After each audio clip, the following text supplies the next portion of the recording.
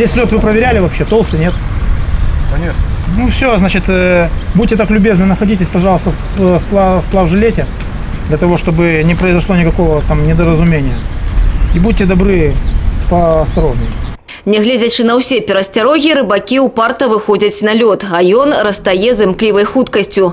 Ёсць, правда, і тыя, хто ўсё ж задумваецца аб магчымай цане улову.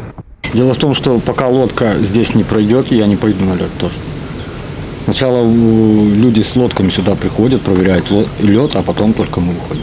Ежедневно проводятся рейды по спасению и по предупреждению с рыбаками.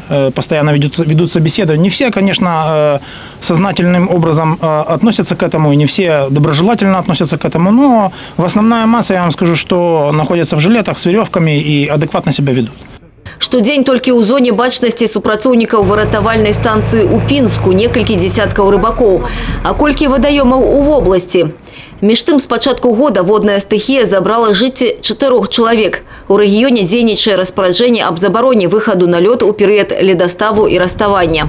Если уже пошли на лед, обязательно, еще раз напомню, наличие спасательного жилета.